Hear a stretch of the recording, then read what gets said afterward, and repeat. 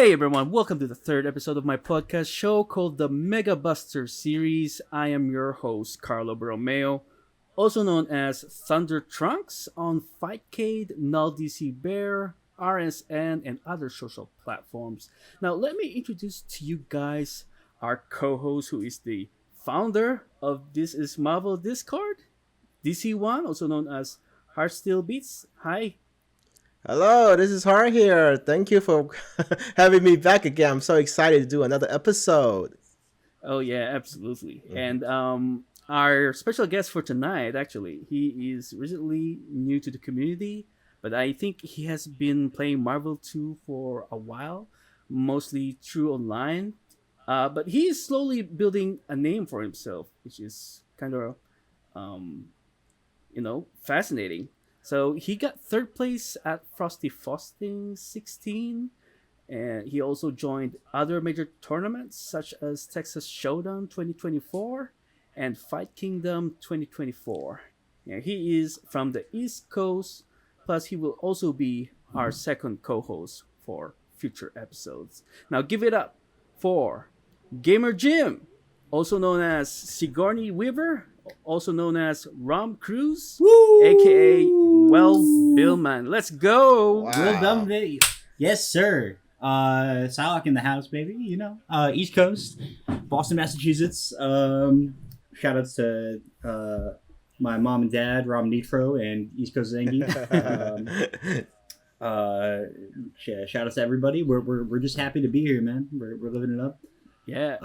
And now we're podcasting. Yeah, absolutely. What's next? Who knows? Anyway, sorry. So anyway, how are you doing, Jim? How's your day been doing? My day's been great. We're celebrating Juneteenth, wonderful holiday, and I've been looking forward to this. What do you say we get right into it? All right, absolutely. And wasn't a couple days ago your birthday, right? That's you right. Celebrated your birthday. Well, happy birthday to you. Thank you so much, man. I feel like a real Marvel player now that I'm 30. I was saying, I'm got to get ready to learn cable, right? Because my hands are getting old and decrepit. Yes. Well, Yes. Hopefully not too early, but yeah, we better, Happy belated birthday, Jim. Thank you so much. Thank you, Chen. I mean, it's MSP for now. That's all I'm gonna say. It's not. They're not going anywhere. Yeah, you gotta keep going until you get carpal tunnel. Yeah. Oh yeah. I don't want to end up that way, but yeah, in case if that happens, to any of us, which we don't want to. Yeah, but 2050. I guess we're Jim, gonna have to. Yeah, 2050. Jim just gonna have a robot pick up his food for him. Too much MSP. Yeah. Now, anyway, so Jim, tell us about yourself. Like, we want to get to know you better, especially the viewers. I mean, my name's Jim, and I'm a gamer. There isn't much else to say. I'm from Boston. I am a lifetime gamer. Marvel 2 is a pretty recent venture for me. I spent some of the past years of my life just kind of dabbling in other competitive fields, such as I spent a couple years playing first-person shooters. I attended QuakeCon last year. I have a penchant for dead games. But in particular, really, I like the ones that are very difficult. I had a couple years playing Super Smash Brothers competitively. Which French? Which Melee. It was Melee. The Melee? Oh, okay, yeah. Melee was really hot back then. Yeah. It was a very, very another difficult game. I played some Halo 2, and in college I found my way to Third Strike. And I played Marvel 3. I was playing a lot of Marvel 3 actually at the beginning of the pandemic. I was more involved with Marvel 3 actually than most of those other games. I played it a bit locally, offline. Shout out to Rambam. Shout out to Huggins. Shout out to Dan Carvate, who, I mean, amongst those people, those were some of my first experiences playing Marvel 2. And those guys just kind of knew that I liked Marvel 2 a lot more than they did, you know? So that they really always kind of were looking to connect me with the Marvel 2 players, which I guess were, just kind of off in the fog of Massachusetts. They were not. So you're trying. Mm-hmm. So you're trying to say that you. What year did you discover Marvel 2? Was it just last year or? Last year was it was just over a year ago. I want to say it was last April that I first started playing offline. Okay. Competitively. Well, offline at all. And playing for serious, kind of being like, okay, we're actually going to do this. We're going to go to tournaments. We're going to try to get good. Mm-hmm. Yeah. Figure out who we are in the world of Marvel 2. Shout out to East Coast Zangief. He's really held my hand the entire time. He had, the first time he and I played, let me set the stage first, but I will say as an aside, the first time that he and I played offline, in April, last April, we played from 8 p.m. till 7 a.m. We played, I want to say 9 hours straight. I was not prepared. It was just me and him, and I just I thought we were just kind of gonna be shooting the shit, hanging out. No, it was sets. First 10, over and over, just until basically we couldn't anymore.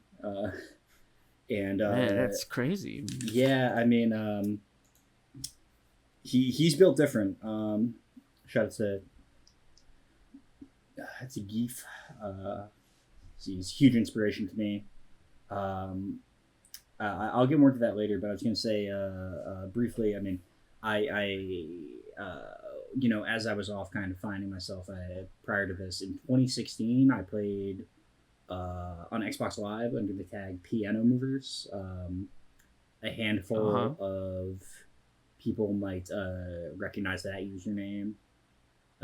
Shout out to Xbox Live heads. Those were good times. But I was not too. It was kind of on the back burner.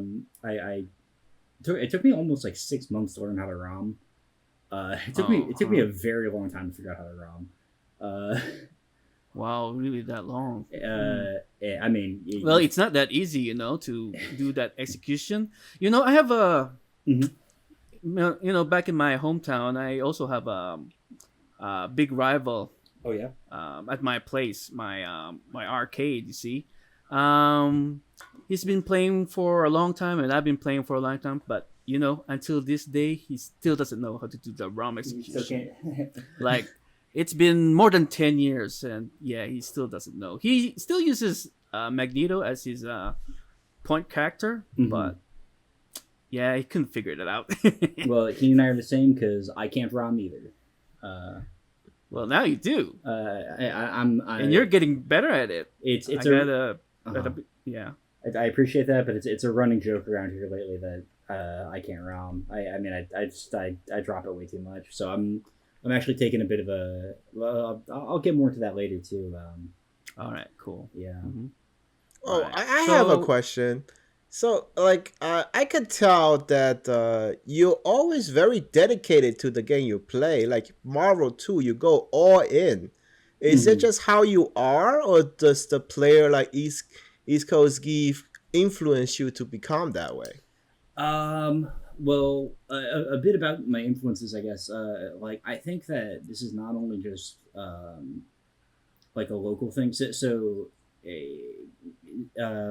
Geef is he is a close friend of Magnetro's. Magnetro, I guess a lot of people wouldn't know, but he's a frequent visitor to Boston, and I think that not just myself and East Coast and Geef, but also I think a lot of the new generation players like Madru, and to an extent, I think the same could be said for X Prominence.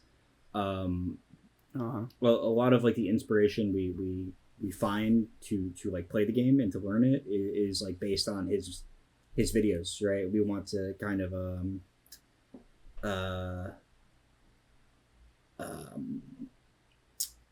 explore the game and, you know, like learn it in a very thorough way and, you know, from the inside out. I think that he's one of a kind. I personally believe he's the best MSP on the planet because I'm a fanboy. But he really kind of colors a lot of how I view the game. And the lens through which I see it. And he's a huge inspiration. I'm really happy I've gotten to know the guy. I would say the same is definitely true for Geef. You know, we're really like, you know,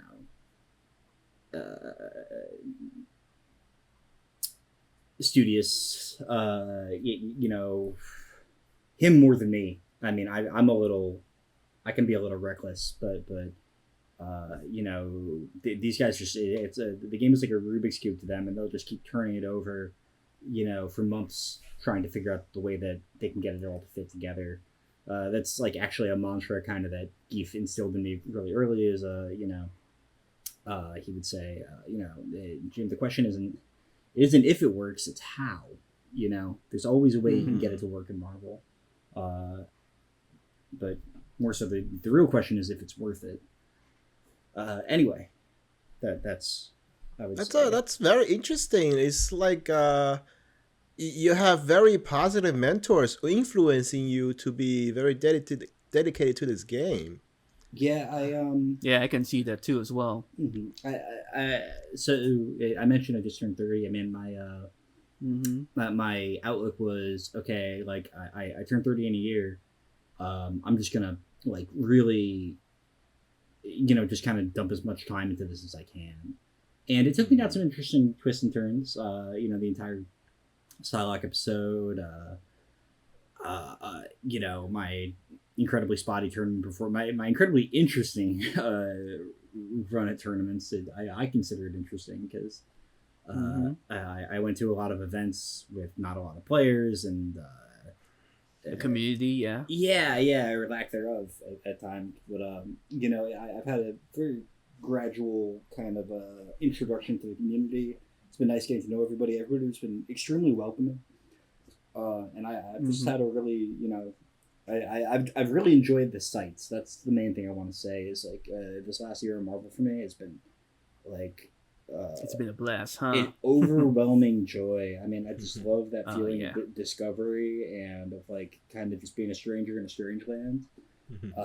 I couldn't have asked for anything more. Like I just there's all these weird, you know, Marvel. Like, you know, I mentioned all the games that I've played. Marvel's like influence is everywhere. You know, like if trash talk exists in any game, it's somehow derived from Marvel. Right, like this game really pushing you more than just your limits, you know. Yeah, just physically, mentally, physically and mentally, it's crazy. Yeah, I just mean on the like, like every games I've played, you know, I'm also a Tekken player myself, but well, it used to be back when Tekken 7 was hot, but you know, comparing to Marvel and I was also into King of Fighters as well. Yeah, Marvel is just in a different level, you know. It's like I remember I was really pissed off from someone that I couldn't beat, and then once I beat him once, and he started to like, you know, quit, and I wasn't so happy. I was so mad. Like I started to slam my stick back then, but. Yeah, this game is just such in a different level in most ways, bro. Yeah, I know the feeling. It really is. I would say it's almost like a marathon. It's like you push yourself to the point of exhaustion, and then you still just keep going. You know. Sorry, Kenneth. I thought you were gonna say something. No. The Trunks. Did you know that Jim only started playing series last April? Yeah, I think we went over that. Yeah, I think he does that. I didn't realize that because to me, I feel like Jim been playing forever. It feels like I've been here for forever. You know. Well, talk about your extreme dedication that every day. I don't know. Yeah. Well, so you're always hanging out on the Marvel Discord, our Marvel Discord, and I am a mainstay there. So I can talk about it. A lot of it began with so I sort of set a challenge for myself to learn the Corngo Infinite, and I would. That's the Storm Infinite in the corner. Yeah, it's a Storm Infinite in the corner. It's notoriously tricky, right? A lot of people. Can you tell the audience what the Corngo stands for? Corngo, or what it means? Corngo is a player from NorCal. He was known for being very technical, a bit of a hidden boss, but his real mark on the game was that he innovated this very strange infinite that doesn't work necessarily if you were to do it normally, but if you do this certain setup called a fly screen combo, you enter this weird state where you're like, you can't do all the things you would normally do. Like, you can't super jump and you can't dash.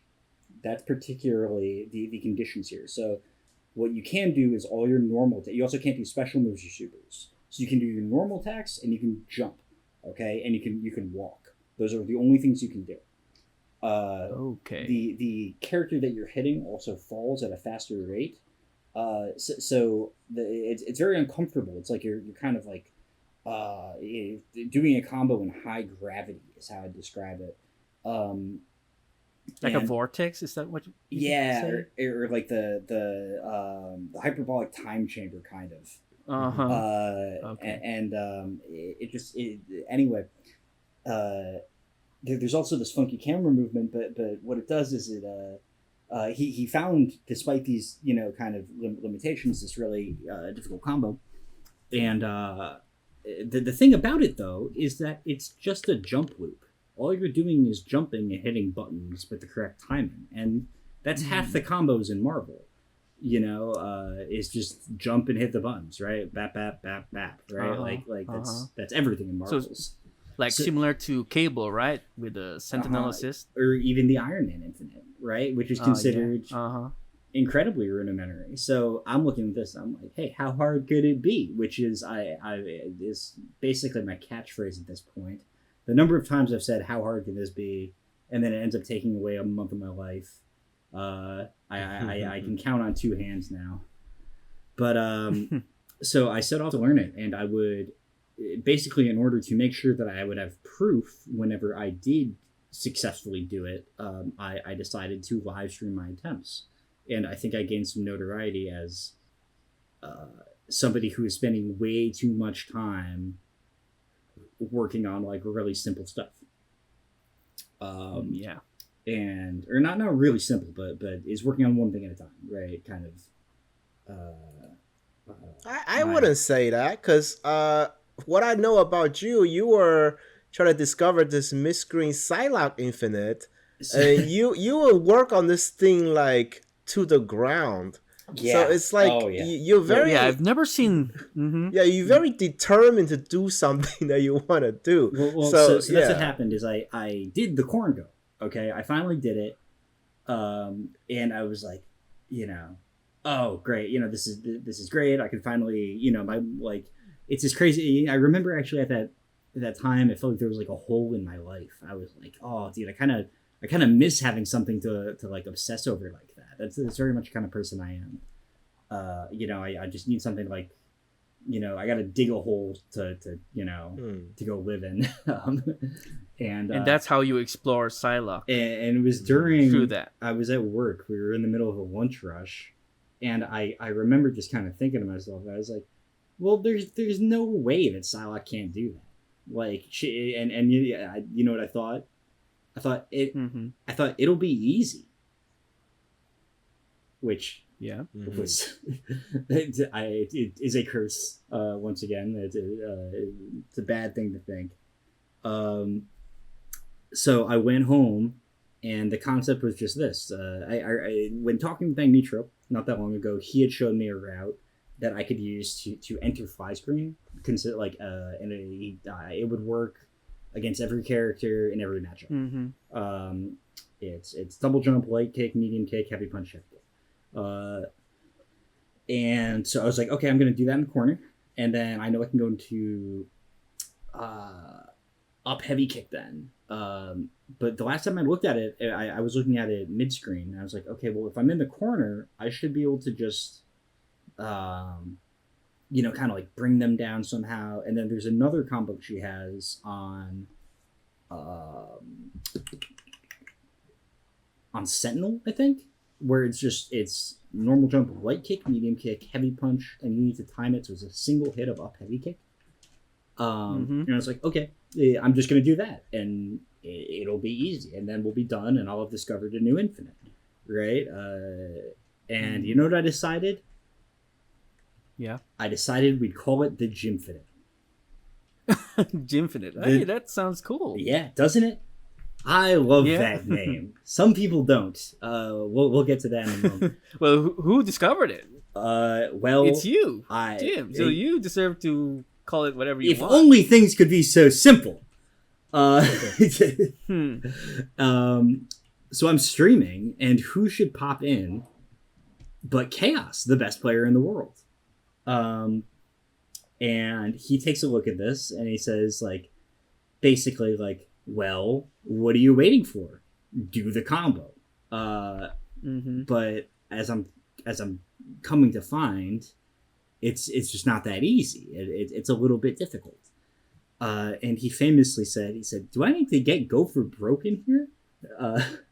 Go for Broke? yeah. Not a slight to Go for Broke, but implying that this was a cut below his pay grade, the combo I was trying to do.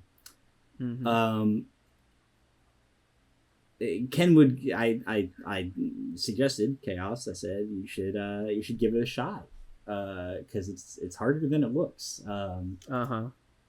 And he did give it a shot, and he did find that it was harder than it looks. What ensued was a 2-month race between he and I to see who could complete the combo to Dizzy first.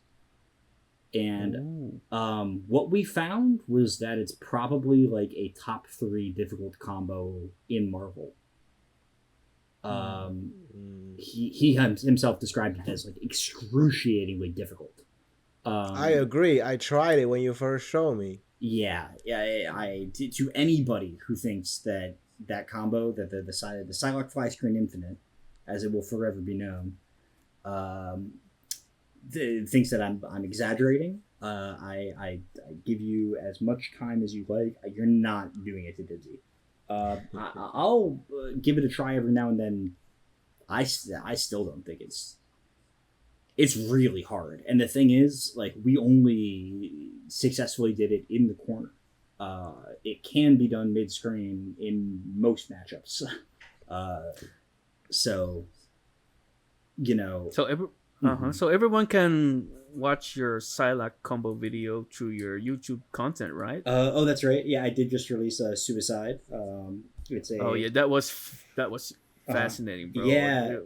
So I was mind blown seeing your awesome combos. I was like, holy crap, you can do this? Yeah. Well, I don't really feature. I feature the setup for it.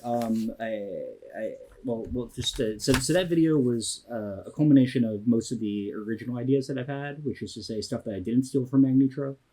Magnetro, for those who don't know, is the best Psylocke. The point of all this is to say that Psylocke, over the course of all this, she became my favorite character. She is my favorite character. I get this like thrill from playing her. And I truly believe that, like, you know, if you consider all of the theoretically possible stuff that she can do, you know, she's just significantly better than I think the status quo believes she is. I think that a lot of situations are possible for her to complete if you know the correct, you know, solutions. And not only that, she's pretty fast too. Like her reactions. Yes, she's very strong. She has a very strong, incredibly strong moveset. Her only, for an assist character too. Yeah, she just has these situations like incoming that are very, very difficult to handle. But all things are possible through our Lord and Savior Jesus Christ. She just have problem dealing damage. Yeah, that is definitely a problem. Like I said, there's a handful of things, but I mean, I'm writing an essay about why what's the point of enjoying playing a character who isn't the strongest in Marvel? And I mean, my thesis is as follows: it's faith. It's about believing in something, and I like believing. That moment when the odds are against you, and it's like, okay, they feel like they should win, and it's like, okay, well, isn't that what it's all about? It's just like trying, and wanting something, and there's I don't know, do you want Marvel to stay the same forever? Can't things change? Mm-hmm. Isn't that good? Wouldn't that be good? If maybe I like new change. Yeah. As long as it's not the patch change. Mm-hmm. Yeah. It's like more discovery from this hidden gem, And I mean, all I'm saying is that a lot of people have picked MSP over the years, the fact that I managed to discover as much as I have with her in as short as time as I have just leads me to believe that the character is very overlooked and has a ton of potential. And I love her. I don't know. It feels like I'm like, it's literally like a high when I get to play her. Yeah, I totally agree with the overlook thing because I know some of the MSP players, like the decent players who use MSP, like if they only have got Psylocke, Magneto and Storm died, and having Psylocke, they just give up. They will give up if she's their last character, and I'm like, exactly. To me, it's like, okay, so I could get into it, but she has in particular like a very fast uppercut, which is very easy to do. It has quarter circle motion. She also has the best snapback in the game. I'm like, okay, well, maybe you should look at your incoming setups, right? Like, you could look at the Fireball Infinite that does a ton of damage. These are all things that like you just, I understand the mentality that, if your Storm and Magneto died, then like you probably need to address those problems. I agree with that. But to me, it's like, okay, like, they say that it's a 2-character team. It's like, well, you're only playing 2 of the characters. So that's been kind of the mantra is the hashtag 3-character team. There's a way that we can make Psylocke more effective. Anyway. Yeah. So, what? You gotta get all the Psylocke out of his system before we can move on. Yeah. Well, so briefly, I did release that combo video, and like I said, it's a bunch of ideas that I was really proud of. Like I said, that I came up, it's all my own, all homebrewed Psylocke goodness. But I do sort of feel like I have shown off a lot of the stuff that I've worked on, and I am actually going to be spending some time dedicating myself to my Magneto. That's gonna be interesting. I want to see that one. I think it's a little overdue. But so what kind of triggered you to come up YouTube content? By the way, like, is it just gonna be like Psylocke?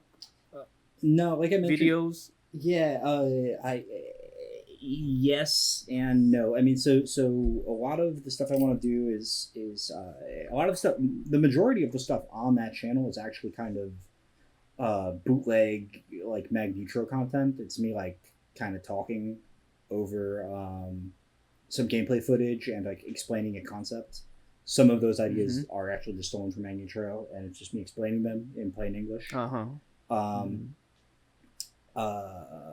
There's the 5 Fierce video. I'm pretty proud of that one. Shout out to everybody who's doing the homework thing back when we were doing that. That was like really fun for a bit. It was. Yeah, kind of. We'll talk about that. Yeah. But I am working on a pretty lengthy project that I kind of alluded to earlier, it's a video essay. I don't think I'm going to be doing more than one of these, but it's a video essay about Psylocke and David and Goliath, the biblical, So it's gonna be a video analysis thing. Yeah, it's an essay. I think I want to see that. the 2004 Boston Red Sox and their rivalry with the Yankees.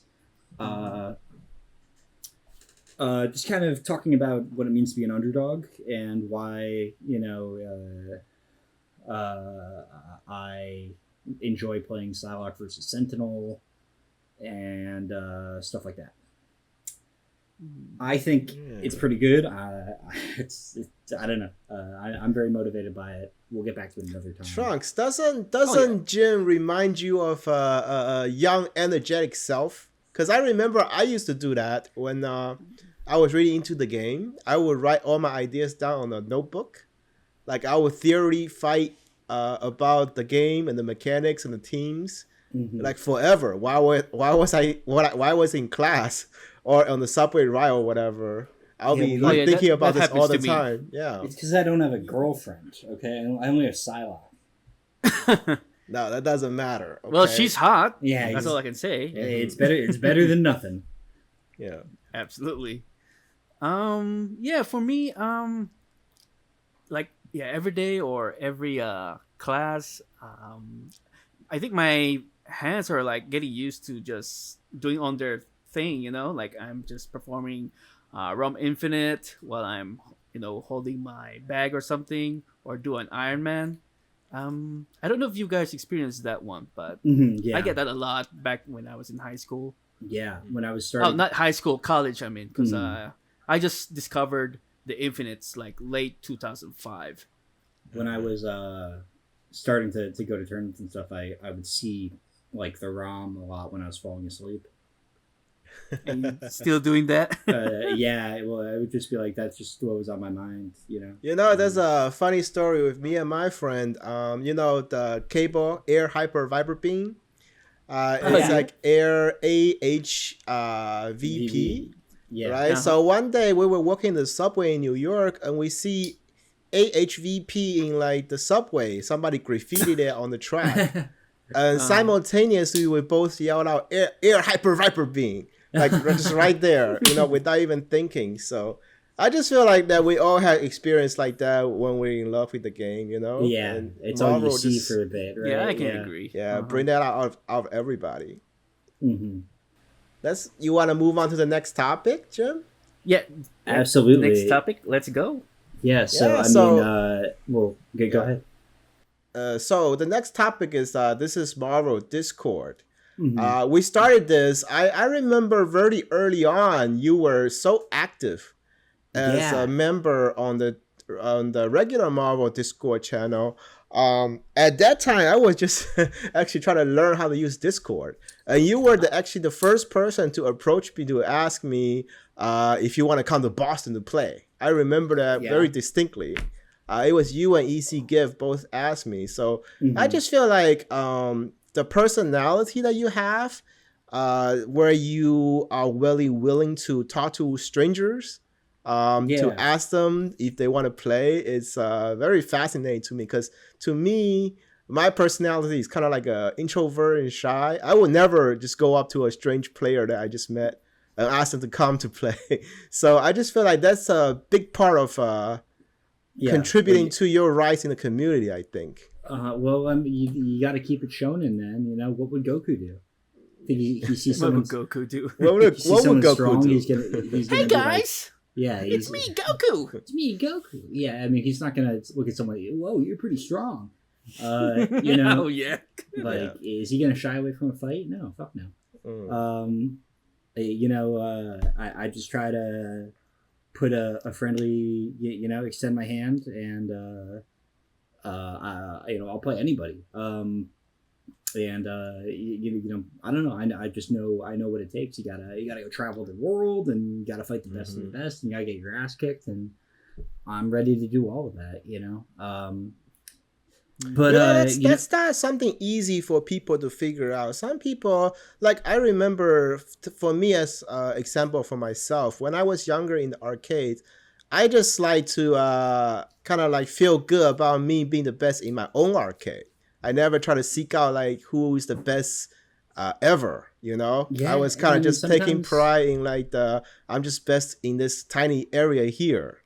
But you know, your mentality is that you got to seek out the best ever and learn from them and play them. So it doesn't cost a quarter anymore, you know. So maybe that's part of it. But I just feel like your mentality towards how to improve and getting better is a big part of how you got good so quickly. You know. Yeah. I mean, you say I got good. I don't think I even really got good yet. You know. I think but I mean, to compare to when I was playing, I feel like you learn very fast, and you're way more dedicated than me. Even when I was playing, very like a lot, I will play every day, but you're like cracking out. Yeah, I mean, well, I don't know, man. It feels like Marvel 2 was like waiting for me my whole life. You know, I remember being like 13 and thinking like. You know, I saw like It's Mahvel Baby, and I was like, God, that looks so cool. But I was like, oh, I think I'm, you know, I'm a little kid. You know, I probably can't go to a Marvel 2 tournament. You know, I'm just too young. You know, and it's funny. It's like, you know, now me, Madru, who else? TVI and Animated Nick. We're all the same. Man, we're all turning 30 this year. So it's you guys are in like the same age group. It's good to have a like a group together where you like the same age and like you know, you can share all this like progress together. I feel like we're all like trying to make up for lost time. You know, like that's why we're all like up so late and you know like cracking out so hard is because we just want to. You know, like we wish that we were part of like the golden era, but that doesn't exist anymore. You know, so we just got to make do with what we have, and it could be coming back. It could be coming back. It could be. Yeah, it could. It could be. It could be. So anyway, the reason I say all this is because that's a big part of why it was a no-brainer. I had to make you a moderator manager for the Discord group. Because I feel like you're so outgoing and you're so dedicated to the game that I feel like it's very infectious. Yeah, I feel like that could attract a lot of players to the group, and you know you would do your part in making the group good for others. Well, that means a lot because that's how I try to set a good example. I try to just be the picture of a good competitor, you know, which is you know, gracious in victory and defeat, right? And you know, I get that isn't exactly the Marvel 2 way, you know, but it is what I think. You know, I try to treat others the way I'd like to be treated, yada yada yada. You know, I try to be a good competitor. You're kind of hard to go too, Jim. I'm kind of jealous. Okay, stop making us look bad. I learned it from you, Chen. No, seriously. I mean, but that was what I was gonna say. Is you know, so Chen you kind of took me under your wing when we started playing on Fightcade, and that's really how all this started. It was like me, you, and Animated Nick, and. I think Nick was kind of picking out the worthy opponents. And we ended up on the short list. I don't know how I got there because I couldn't touch him back then. I still can barely beat him, but I haven't seen him in a long time. Maybe I just haven't been playing that much. Hey, shout outs to Animated Nick for being the best Sentinel player on Fightcade. Best commando on Fightcade, baby. No, he's playing right now. He just got RSN running right now. I can see it. That's good. He's been playing a lot lately. I'm proud of Nick. I think he's heading in the right direction. I think he could be really really amazing. But hey, that's a whole. He's like the Cell saga of online era. So let me ask you this: like, so when you become the moderator for the Discord. How was it for you? Did you like it? Did you find anything that's interesting about it? I mean, the first thing was I had to handle the Nick situation. It's like I've already decided that I'm friends with this guy, and I really had to tell him, hey man, like this could really get in the way of our friendship, like, you know, because I kind of, it became clear that he was going to do what he was doing, and I was like, well, you know, I'm just not cool with that, right? Like you know, I don't like, you know, you're telling people that they suck. I don't think that some of these guys suck. I think some of them are kind of decent. You know, and even if I did think they suck, I probably wouldn't say it like that, you know, like it's just you know, anyway, me and him were ideologically different, and I sort of had to think about, okay, well, like, you know, how much of it is like, you know, you can do you, but you know, anyway, I wrote this whole... I remember you were telling me that at one point you think he was overdoing it. He was just he was ideologically against what you believe in. Yeah, you were gonna stop talking to him. No, I really did feel that way. You know, and he and I talked about it, and I think Nick's a good guy deep down. He just has some trouble showing it sometimes. But anyway, yeah, carry on. When I became moderator of This Is Mahvel, I wrote a post, like a heartfelt kind of statement. I come from a journalism background, so it was kind of in the format of essay writing. Very good. I see. Basically just saying I don't enjoy moderating, and I ask all of you to moderate yourselves, okay? Basically, do unto others as you want done unto you. Okay, like, be self-aware. We're all adults here. The Marvel community is not comprised of particularly young people. We've already made mistakes. Like, you know, let's kind of be aware of that moving forward. Let's you know, let's all be gentlemen. You know, exactly. Let's act like the adults I know we are. There's people in this Discord from all walks of life, from all different orientations, so have some grace, you know. Let's kind of like telling them, let age and time soft out your rough edges, huh? Exactly. Yes, that is exactly what I was saying, Chen. And maybe let's be a bit better than the Marvel players before us, right? Who were well known for being hard to be around at times, you know. I feel like that's a topic that we can talk about. That's very interesting for a future episode, because I just feel like there was a different time, and I think it was a different time, and I think it was good. The thing about Marvel is, like, you know, I also learned. This is something I learned about myself from Marvel. Is like I've learned a lot about handling conflict. I think conflict was something I was really afraid of in my 20s. And like I've learned to kind of face it with like a brave face because of Marvel. I'm like, yeah, okay, it's inevitable. Like, somebody's just gonna decide that they don't like me for whatever reason. Man, Jim. There'll always be that kind of guy, you know. Yeah. Like not just Marvel, but each or other group, you see. Yeah, so I've made a real effort to kind of stare it in the face and just sort of be like, okay, you know, what of it? You know, like I believe in my ideologies. I believe in, you know, like, turning the other cheek. I believe in, I'm not a religious guy, but, you know, I try to be Christ-like, right? I'm known to enjoy a beverage from time to time, but I try to keep it under control, you know?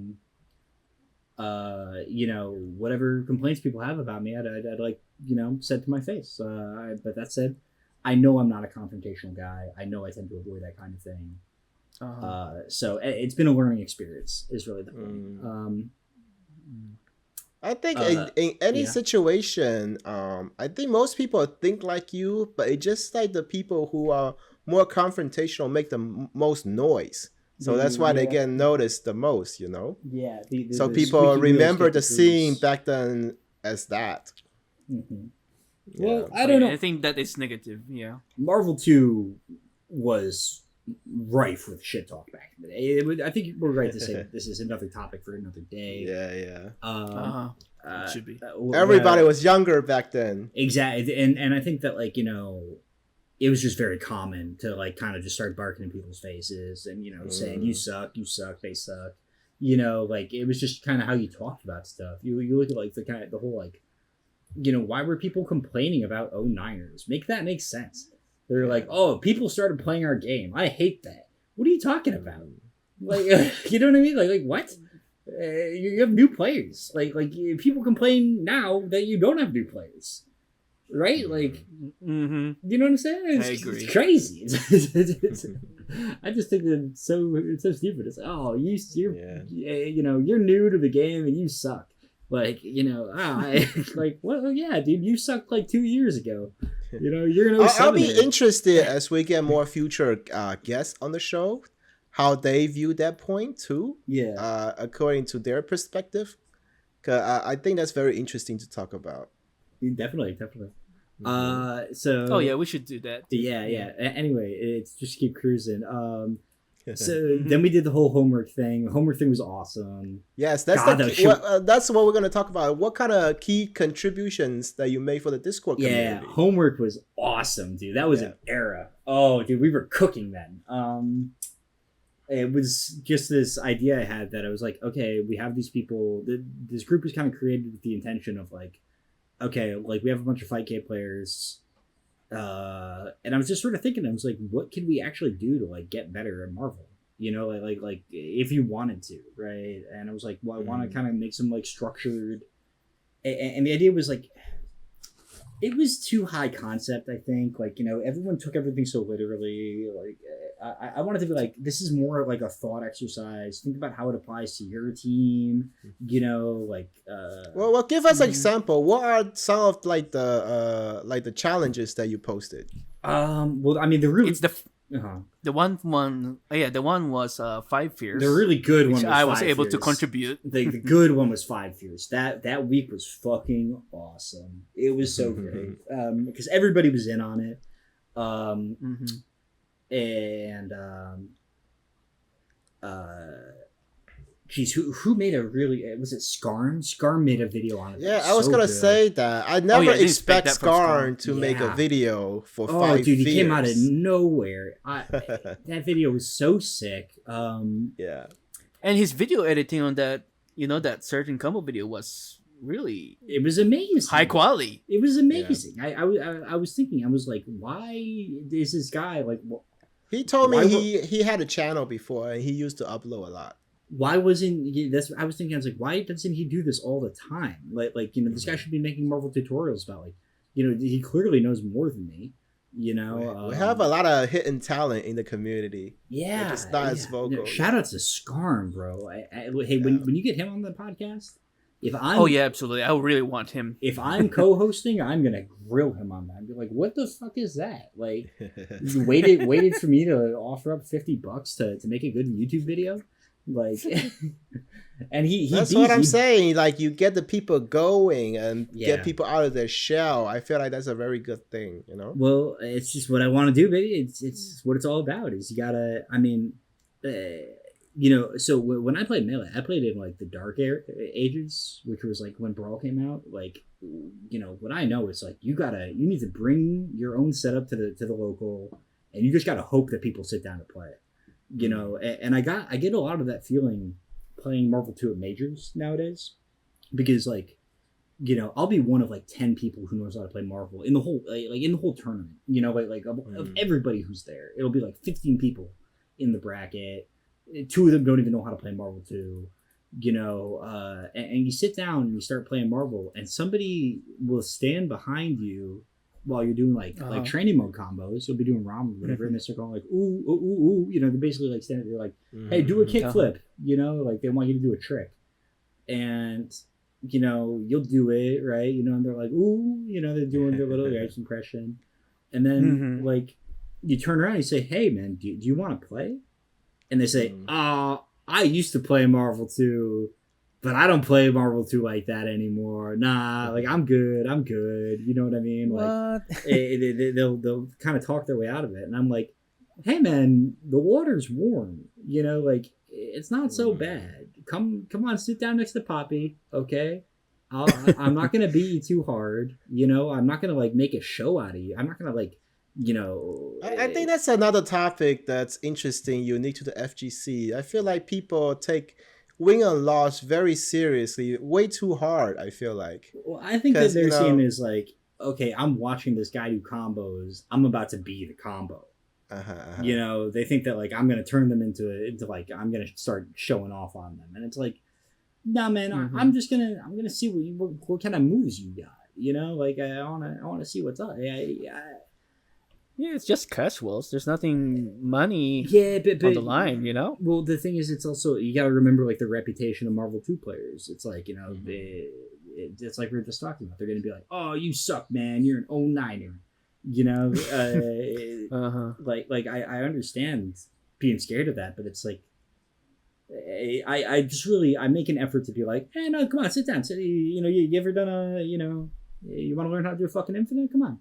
You know, like... But don't you feel like that's kind of unique to the FGC or maybe even video game in general? Because if you see a soccer player that's practicing their ass off, you wouldn't be like, oh, I can beat this guy. You know what I mean? But in terms of, if it's like a fighting game, like, oh, I might have a chance, but I don't want to show off. Well, kind of like that, you know? You can play catch in soccer. You know, you can just kick the ball back and forth. In the fighting game, somebody has to die. You know, so the win or loss aspect of it, you know. Yeah, but I mean, you can just play catch. You know what I mean? Like you can also just kind of sit in training mode and be like, nah, you give it a try. Like here's how you do like a fly screen combo. Anyway, but you know, if it's like a sport, you can just kind of hang with them, like run around with them. Yeah, for sure. Instead of a game, but in fighting game, you have no choice but to have a winner or loser. Yeah, it's true. Well, it's more than that, Chen. I think it's just ego. You know, it's people who like. Yeah, but your ego get bruised easier if you lose, right? It will.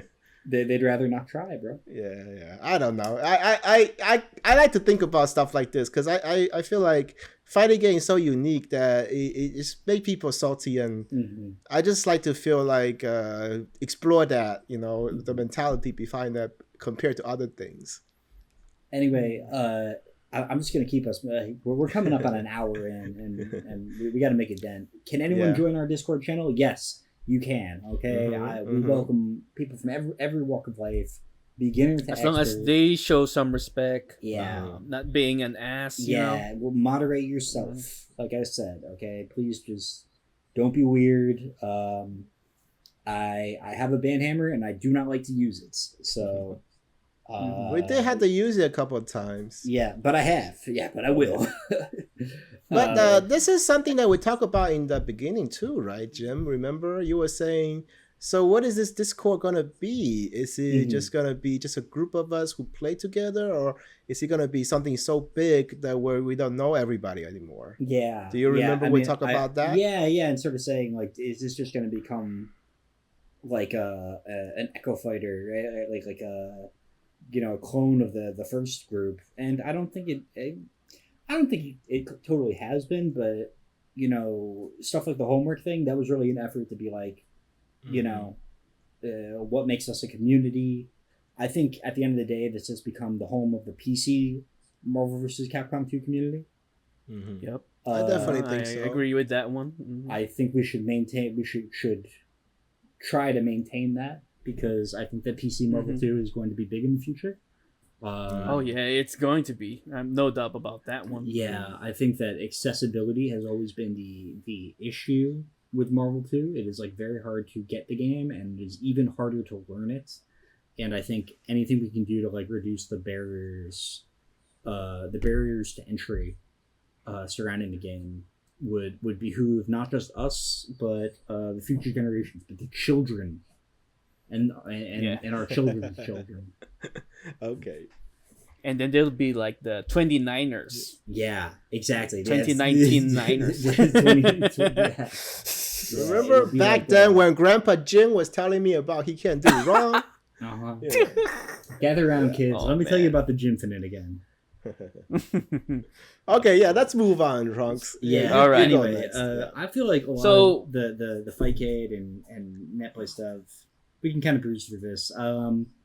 I mean, I ended up on Fightcade because I would get bored after doing like, you know, training mode for like 7 hours. That's it. I was talking about the time I spent streaming. I would stream for 7 hours a day. I would practice for 7 hours a day.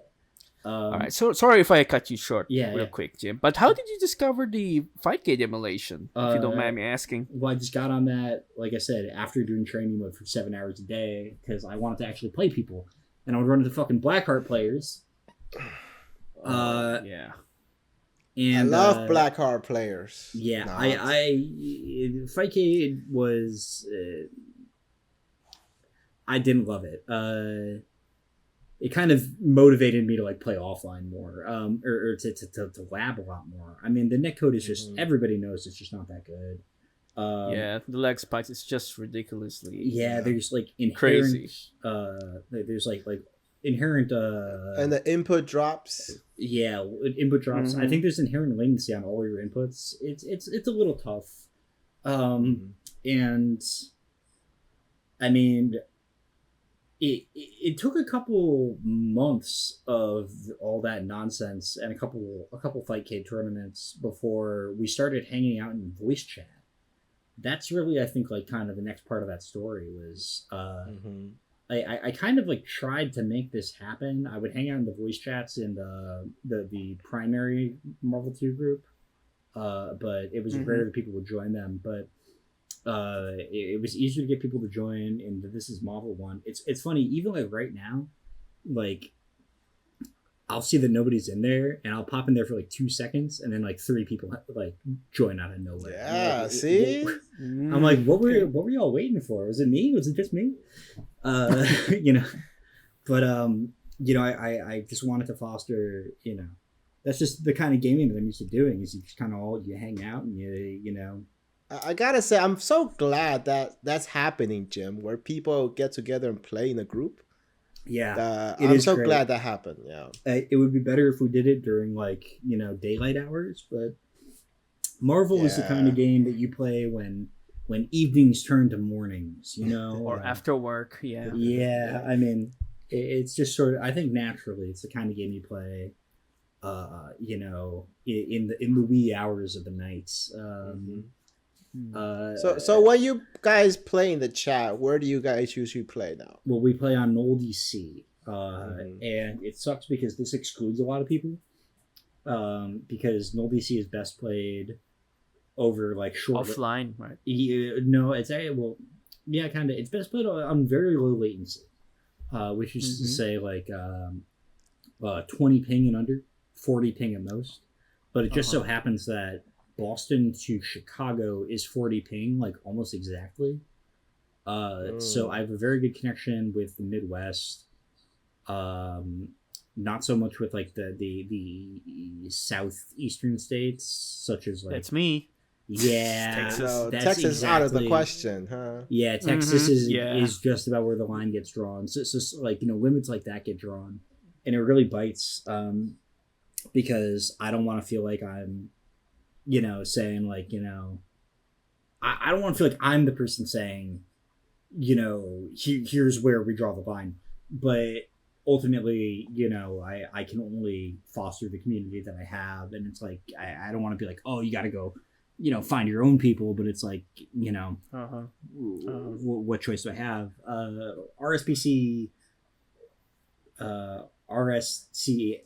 RSPCS 3 creates a lot of solutions for that kind of thing because it is a lot better on higher latency. But I think that my first choice is going to remain Null.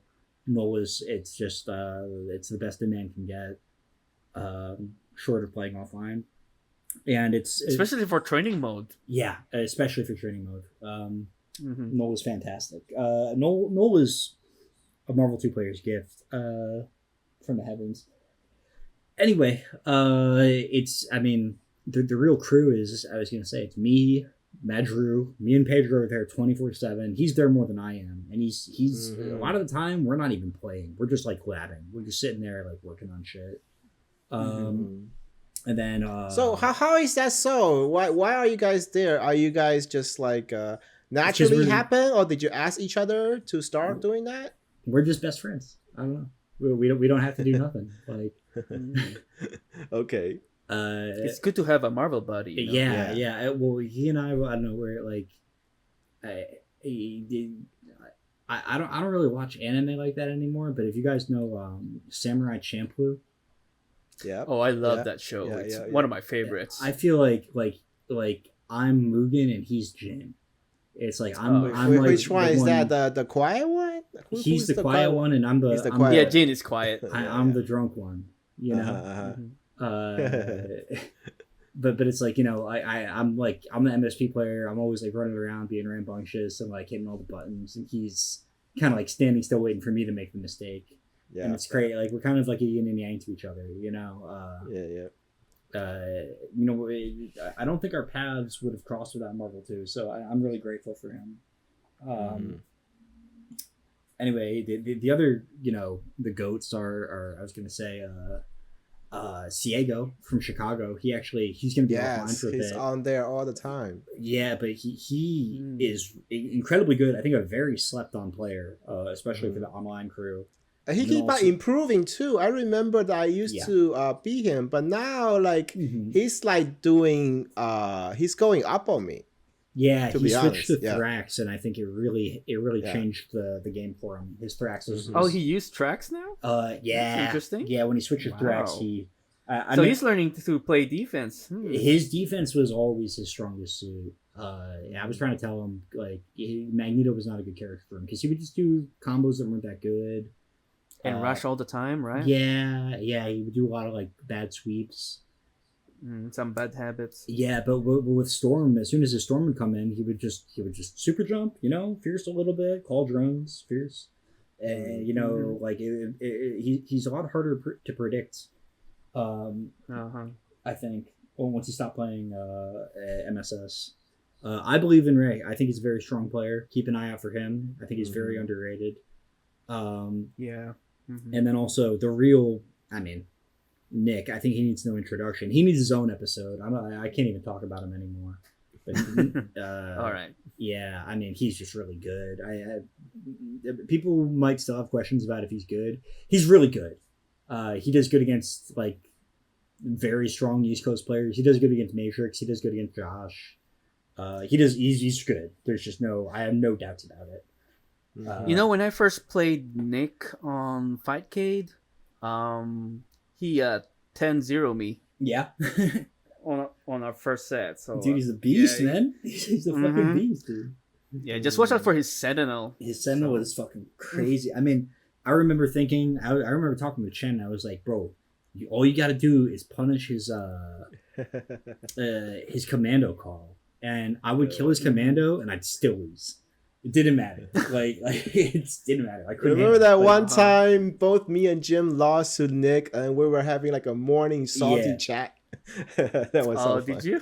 Oh, dude, I was salty as fuck, dude. He seems so beatable. You know, even now he seems beatable, but he always finds a way to make it work. He's got a bit of movie magic. And the real thing is, if you're playing him online, you're playing him in his world. You know, this is his realm. He makes the rules here. So. Yeah, but I see Chris Matrix and Josh 360 on there all the time too. Mm-hmm. Do you guys play, or do they show you tricks from the veterans? Shout out to that's Uncle Josh and Uncle Chris. Yeah. Those guys are yeah. Yeah, shout outs to those two. They're family to me. OGs. Yeah. No, they've been showing me the ropes, and there was a period of time where Josh would beat my ass every single night. He would beat me for like over an hour straight. Yeah. Wow. I never got to play Josh yet. Oh, dude. Now that our RSPC is up and running, you should get a taste of it. He's still got it. He's not 360 anymore, but you know he's still, you know, he's amazing. He's just. I never know why he called himself 360. Do you know? It's because, I think it's. I don't think there's a good reason. I think it's it's all around, huh? Yeah, the perfect circle. I was gonna say it's not he's not like one touching everybody nowadays. He's just kind of playing Marvel, but it's he's still a Titan Slayer, still one of the best players to ever play the game. His fundamental is very good.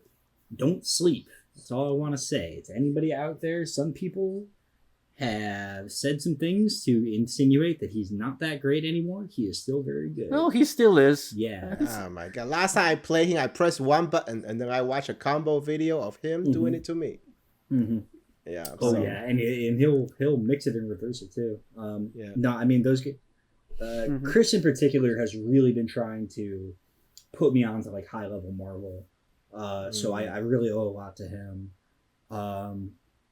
I have so much love for Chris Matrix, bro. It's not even funny. It's like, oh man, dude, I'm almost getting like emotional thinking about it. I really like Chris Matrix. That's all I'm gonna say on it. Yeah, I hop on the chat sometimes where I listen, and he's always very humble and very generous with giving you tips. Yeah, so, he is. He like just a very smart player. He is the picture of like good, clean Marvel, and he sets a very good example in terms of how he holds himself. And I think a lot of the nice things that you've had to say about me, Chen, he sees in me, and that's why he likes me.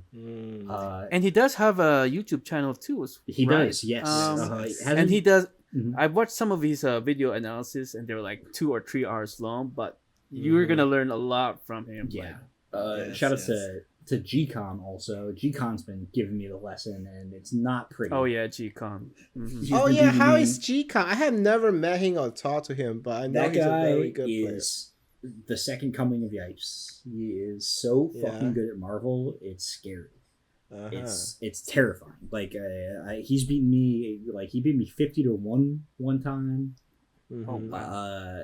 I mean, he's a level above. Like I mean, it's not. I have a lot to learn before I can hang with players like him. But he knows that I want to learn. So. Yes, I just want to say, like, the level of players, like, sometimes you think you're okay, like, you do pretty good, and then you play those guys, and you feel like a scrub. They will put you in your place, you know. Yeah. But, I mean, it's a good thing, right? It's healthy. It is a good thing. Of course. You're going to learn from it. You just got to remain open-minded. Don't resort to scrubbery, you know, and just, you know, try to solve the problem. You know what I mean? But that's all I know. Yeah, it sucks, dude. Sometimes it's like, dude, I feel that, especially when you're an MSP. It's like, just Psylocke, help, you know, save me. But she can't do anything for you that you can't do for yourself. Any other notable players that you see on the chat or in the Discord? Oh, dude, there's this GamerJim guy. Dude, he's so fucking crazy. Like, well, we don't know about that. I don't know. Yeah, he's a massive scrub. No, let me think. Riot from Philly. I think he actually has a ton of potential, but he's kind of been off and on. We were playing. Vidness would pop in every now and then. That guy's really good. Vidness, the Blackheart player? Oh. No, not the Blackheart player. Oh. You're thinking of oh wait, I'm thinking of the wrong guy. It's Voidness, right? Yeah, Voidness. Voidness. There you go. Yeah, not Vidness. I'm sorry, Voidness. I'm sorry, bro. Come on, man. You gotta get the name right. Okay. Oh, and then my young son Steven, dude, Stedru. Yeah. Oh, Stedru, yeah. Yeah, I gotta shout out fucking Kit Kalos too. Kit Kalos is a beast, but Steven is actually practicing his shit. That's why I fuck with him. He's been going really hard lately.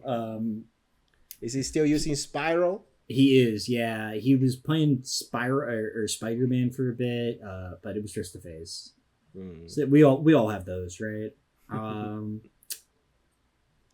Let me. I'm looking through my DM, trying to think of anybody. Have you guys played with Defeated, the guy who uses Cable and Blackheart? I have a hard time playing with that dude, to be honest. Yeah, he beats me. I blame lag every time. That guy is really good at keeping away, you know. Every time he'll own me, and then outlanes me every time. Yeah, I think he's carried by Fightcade. I'm gonna keep it a buck.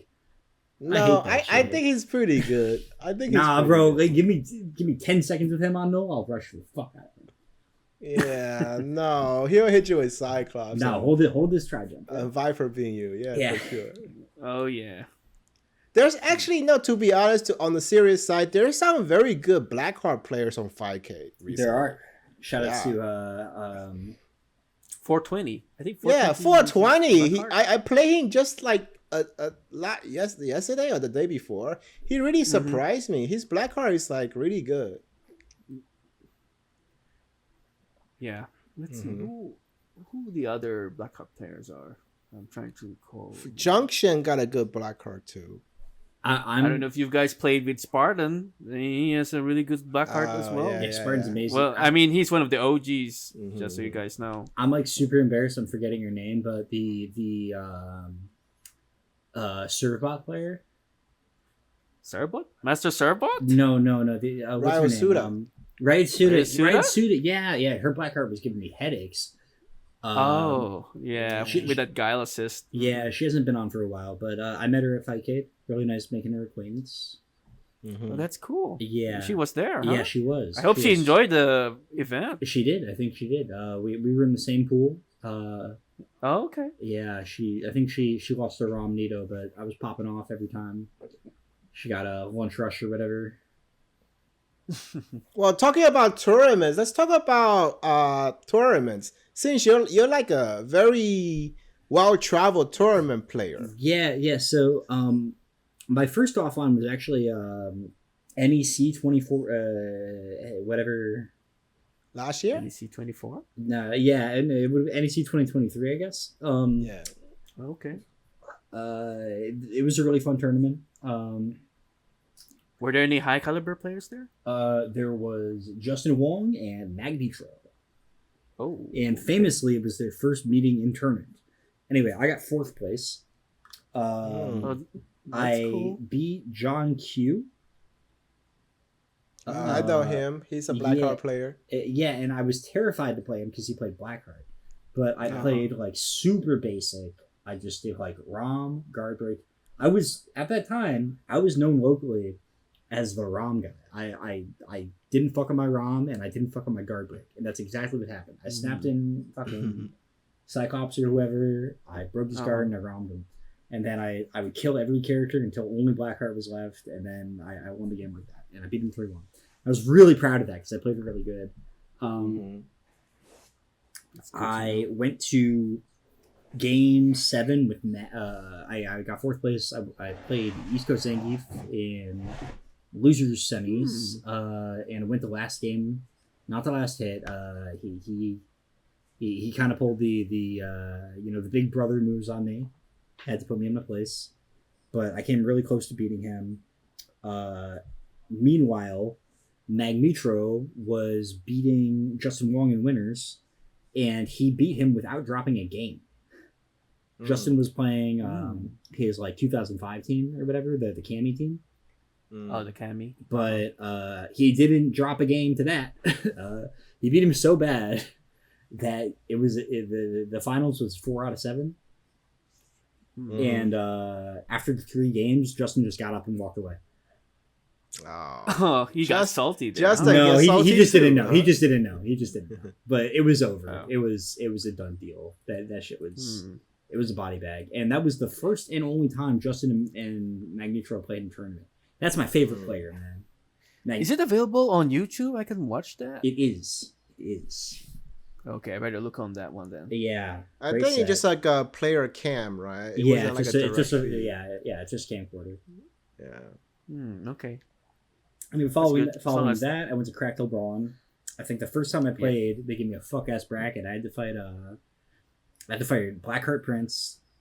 Oh man, Blackheart Prince, who destroyed me game 1. He was like, it was not great. All these Blackheart players coming out from. Dude, I hate Blackheart. I hate that guy. I hate him. So I had to fight. Who doesn't? Yeah, he beat me 2-0, and 2-0. Was this your first Till Dawn that you went to? This was my first CTD. Yeah, I've been attending Till Dawns when I can ever since. In losers, I had to fight Dark Dios. It was 2-1 because I got a nice double snap. But he was a better player, and we played a shit ton of Marvel. I mean, shout out to Brett, man. Huge shout out to Brett. I mean, Brett, I doubt you're listening an hour and 15 minutes into this podcast, but if you are, shout out to you. I fuck with you, man. You're a good guy. I love Brett, dude. I love me some Brett. That guy's so fucking cool. Come on, man. I gotta go talk to him next week, okay? Yeah, well, yeah, I will be there. I will. You'll talk to me. Be there, Chen. Anyway. I'm looking forward to meeting him too. Mm-hmm. Maybe probably next year I might join Till Dawn. Yeah. So hoping I get to meet you guys too. Mm-hmm. We'll take you on the grand tour. Yeah, we'll show you around. If you're coming, awesome. I'm coming. No, I mean Till Dawn's really, Brett talks about a lot. It's where Marvel lives right now. It's where Marvel's getting played the most often. If you want to play Marvel, you have to go there. It's a great tournament. Yeah, as long as you guys can reach out to Rom Nito, then yeah. So there's a bunch of prompts here regarding CTD. I mean, do I have a memorable moment from this tournament? I mean, just kind of being there. Hey, what's your memorable moment from that one? You know what it was? It was that Romnito, or not Rom. It was a Magnetro. I went with Magnetro. We went together. He lost to you. Just Amazing. No, not to me. Are you kidding? Are you smoking crack, brother? What are you talking about? Oh yeah, I beat Romnito. If I beat Romnito, we wouldn't be talking about anything except for that. Okay. You mean Magnetro? Yeah, exactly. Yeah, no, that's exactly what I mean. Yeah. No. So yeah, what was about that? I was there. I watched that game. It was a really impressive set on Just Amazing's part because he made Magnetro look like a scrub. He kind of had him like he was just had him chasing him around the screen. In grand finals, he counterpicked him with Storm Sentinel Psylocke.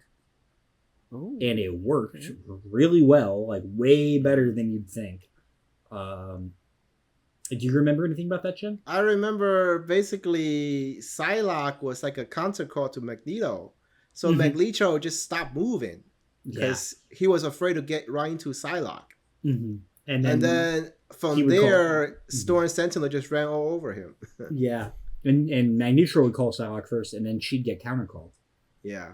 Yeah, it was bad. Yeah, Just Amazing is very good fun. He played kind of like Justin Wong. Yeah, he was lame. He was telling me that he's like little Justin. That Justin Wong was actually the one who gave him the name Just Amazing. Oh. Yeah. Okay. Little history lit. Yeah. And he'd go out and smoke cigarettes between every match. That dude's he's a G. He's a training partner with G-Con. So G-Con with MSP, he just knows the matchup so well. He would do a lot of like super jump and don't do anything with Sentinel. I remember I expected him to like fly or something. He wouldn't do it. He'd just land, call Psylocke. Man, I need to see that set then. You can find it. And then he beat him the next time too. Yeah. Doing the same shit. Yeah, he beat him the next tournament too. Mm-hmm. Really, really good matches. I think he beat him in 4 sets over those 2 tournaments. I'll go back and watch them sometimes because I'm like, this is, anyway. High level. Mm-hmm. Yeah. But did you have any like money match with any one of the players? I money matched Brett. Oh, you know what happened? I money matched Brett. This is after the tournament, and I beat him. Oh, did you? I did, and I took a moment, and he looked at me. He's like, double or nothing, right? I took a moment, and I was like, I could walk away, like I could do him like he would do me if like the shoe were on the other foot. But you know what? I'm better than that, and I let him run it back.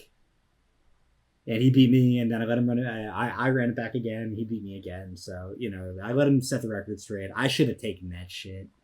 So you guys have like 3 sets? Yeah, exactly. And it was 2-1 his favor. 2-1. Yeah, but he knew. I let him know that he's on GamerJim time now. Oh, yeah. So what was your overall experience with Till Dawn? Can you tell me like kind of like pros and cons if there's any? Oh man, I mean, Well, me and my sister stayed in Airbnb. We took the train too. I mean, it ended up the whole trip costing like $600 to $700. Yeah, it was. This is because really, you're coming from expensive. Boston, right? Yeah, it was not.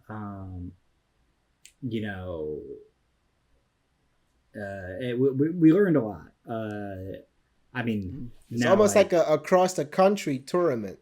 Yeah, I mean, it's for Boston, New York. Yeah, it was not.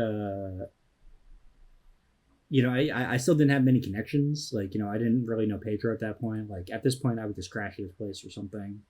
I would never do an Airbnb or something like that.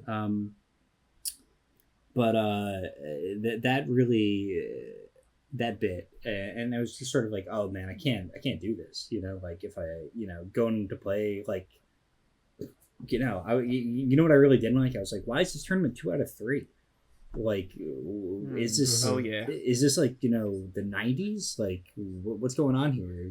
Like we're not in the dark ages. Yeah, that actually add a lot of stress to the tournament when it's 2 out of 3 because anybody can like just run you over. Yeah, I just think like if the point is the tournament, then it's like, we can get multiple stream setups going. It's not hard. I feel like at the time I was sort of like, this is just supposed to funnel viewership towards Brett's stream.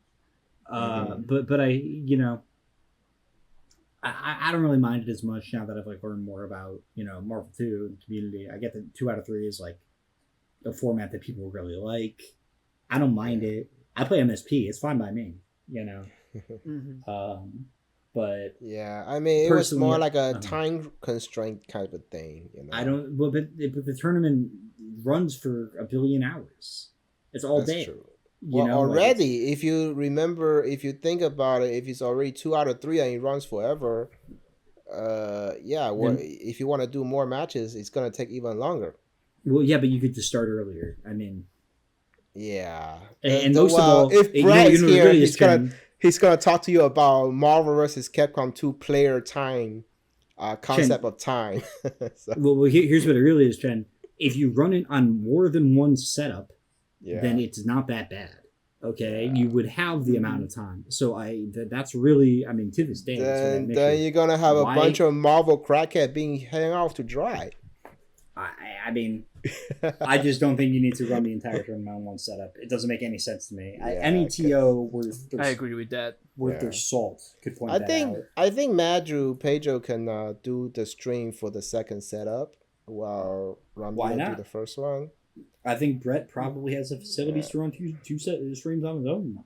He could also record a second setup. It doesn't need to be streamed. There's many ways to skin that cat. It just makes no sense if you're going to talk about time restraints to be like, oh, and we need it all to be on one setup.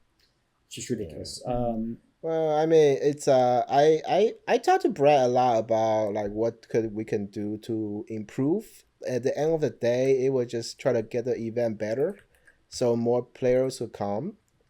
But also at the end of the day, it's his place and his tournament. So it's gotta be. We should respect that. Yeah, it's gotta be at his comfort level. He can do whatever he wants, but I mean, you also have to respect that people will do whatever they want. That's they're gonna vote with their dollar. Yeah. Yeah. True. And with the time, that's the biggest. It's time. Yeah. It's a lot less costly. Like Tony K is there at every crack till dawn, and he doesn't stay for tournament because it runs too late. It's like, okay, we should just to be honest, I sometimes purposely go a little bit later because I used to go early, right? Just show up early to help out and stuff like that. But when the actual tournament start, I'll be so tired from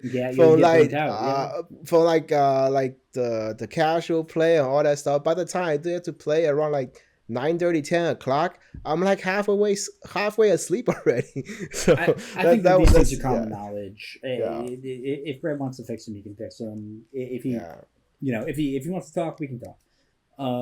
Anyway, did I get to play high caliber players? Yes, I did. I think I got to play Josh at the first one I went to. I got a bunch of matches with Smooth Viper at the following one. It is definitely the place to go if you want to fight good people. I mean, even like Brett. People like to make jokes, but he's fucking really good, dude. I can't beat Brett. You can't, dude. I can't either, I honestly, I tried, but he know a lot of tricks. Said, I can't beat Brett. No, I don't mean it as like as a negative thing. I just I know you did. Yeah, I feel the same way. I feel the same way. Yeah, but I can't wait to play with Brett because I always wanted to play him. I've been watching his YouTube ever since like 10 years ago or more. But yeah, since I'm here in America, I'm looking forward to it too. Yeah, you should and check his place and experience Crack Till It's Dawn. It's like a checklist for Marvel players. You got to go to Crack Till Dawn. Oh yeah, absolutely. Yeah. While I'm still young, when I can still walk, I really need to. Okay, so be there.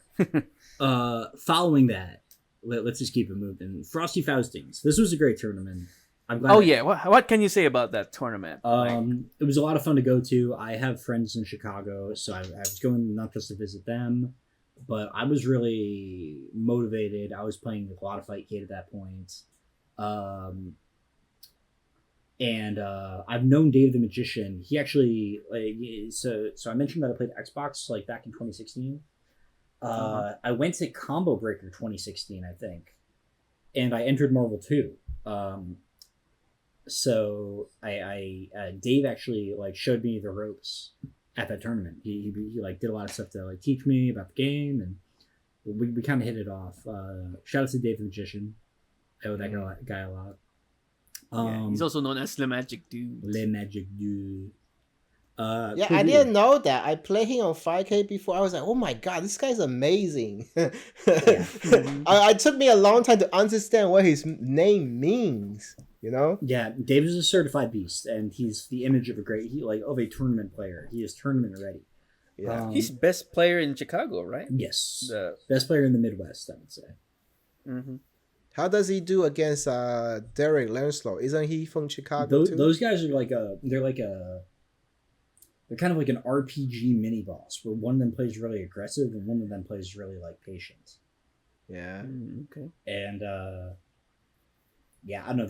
Like Dave has like all the new school tricks, and Derek has like it's like a more like he just kind of goes with the flow, figures it out as he's going. They're equally difficult to play, but when you're fighting them back to back, it's a fucking headache. Okay, is this the how did you do in this tournament? I think me and Trunk were rooting for you in the stream for this tournament, right? And I was watching the stream as well. I was rooting for you, man. Tournament Sunday comes. Okay, for one thing, my roommate, who still owes me $200 for that event, he spent all the Sunday morning like wigging out. I didn't get any sleep the night before, so anyway, it's all excuses. I mean. I'm still mad about it though. I could kind of tell you were tired from what I remember on the stream. I was gassed, man. I had no sleep and I was pissed off because I didn't have sleep. I remember it was funny. It was there was like some guy who was wearing a Jigglypuff T-shirt, and then there's a guy who looked like he just shot from Gap. My boy Drew. Shout out to him. A player from Connecticut. So he's a 64 player. We've been in touch. I need to get him to come out to the session, but anyway. All right, carry on. We played pools, and I knew I had to fight. What's his tag, dude? Y'all will know him. The guy who bodied me. K-Beast, right? Did you play K-Beast? K-Beast. I had to fight K. K-Beast. There you go. Yeah. I knew I was going to have to fight him. So I was like, kind of mentally preparing for it. I knew he played Row. And I sit down, and he's playing like this like Sansan and Acris bullshit. I'm like, oh, what the fuck? And that's losers finals, right? No, this was pools. This was in winners. Oh, okay. And I won. I beat him 3-1. I beat the shit out of him. I beat him 2 games. He switched to Row. No, I beat him 3-0. And then I beat his Row. I smoked him. And I was like, Yeah, maybe like you know that was kind of the match I went there to play, you know, and then I had to wait like 9 hours until I got to play again. Oh man. During which I also, I mean, I checked out of my hotel room. I couldn't get any sleep, and there was no Marvel, you know, so I was just kind of like walking around. I went and I got like a banh mi. So you had no sleep and have cold hands for no practice. Yeah, and I was just really anxious about it. You know, I was like, oh, dude, this, you know, it started getting into my head. I was like, oh, dude, like this could be everything. Like, what if I beat Dave? Like, you know, like, you know, yeah, the tournament nerve. Huh? Yeah, I was like, this could be so, you know, and you know, I've had that feeling before. You know, I know how to like shake it off, but it's like once it's there, it's really hard to. Really hard to get rid of. So I was sort of like, all right, man, just calm down, play your game, you know, yada yada yada. But it was too late, you know. Like I was already a little mind fucked, and so, you know, also like one of the guys who made top 8 of that tournament didn't know how to play Marvel. Yeah, I think there's another name. Footstool. Shout out to Footstool. Footstool, yeah, Footstool. What was his team again? Yeah, he was playing Stormset and Spidey, and he was picking that. Oh, the Spider-Man guy. Oh yeah, he was playing I remember seeing those comments on stream, and they were like, "How did this guy ended up here?" Like, it was because somebody's like controller broke while they were fighting him, and he had to take the win. Like the TOs just decided. Take those. Yeah, it was mad random. And so like top 8's about to start. I'm like sitting there like trying to teach him how to do an air combo. It was really fun. Oh, did you? Oh. Yeah, dude. I mean, shout out to Footstool. He's playing Pulsar. That's very generous of you, Jim. Hey, it's all I can do. You know, I was like, hey, you're about to be on stream. Better know something. Yeah, that's a big help though. So you won't get a little bit too embarrassed. He was figuring it out. Anyway, here's the rest of the story is you know, I ended up fighting Dave in winners finals. I beat the Matrix player on the way. He took a game. I was sort of like, oh brother, this isn't looking good. You know, bit of an eye roll. I think you can see me roll my eyes on stream cam after he gets that game. I'm really bad with that. It's like a gym thing. Is I kind of I have an egregious eye roll. Yeah, without knowing that, you know, you're on TV. Yeah. Stream. Well, I mean, I'll know when I'll do it anyway. You know, it's a bad habit. I roll my eyes a lot. Yeah. Well, I just had a moment where I was like, why the fuck did I lose to that? You know? Anyway. It was Stu. Yeah. Stu was his tag. As in like STEW. And so I go on to play Dave in winners finals, and he smokes me. Just obliterates me 3-0 because I kept calling Psylocke. I was like so jumping on the Psylocke ball. But I've rewatched that set. I think I played pretty good. Yeah, the winners finals was quite good set. Yeah, it was between you guys. It was not bad, but I think between then and the losers finals, and the losers finals was I get 3-0'd by KB's. He's playing the KB's. He's playing that Anachrist bullshit. Oh yeah, he did use Anachrist. I was like, holy crap! He like OCV'd. He's a experienced tournament player. Yeah, he OCV'd me with Anachrist. Yeah, like I want to say like 2 or 3 games. It was pretty bad, and like people were trying to, you know, they're coming up to me saying like, oh, you know, you did good. It's like, oh, dude, get the fuck out of here. I did good. I beat that guy. What are you talking about? You know, like. Yeah. Unfortunately, you have to face him again on losers final. Yeah, it was fun. I mean, I no offense to KB, he's a great player. I think I should have beaten him. I think I was a more organized player than he was at that time. But you know, it's all from like 6 months ago. I mean, it's an experience I had to learn from, mostly about the structure of tournaments. You know, about being ready when it's ready, like, you know, time to go. He was ready. He was hot. He'd been on that setup for like 4 sets. Yeah.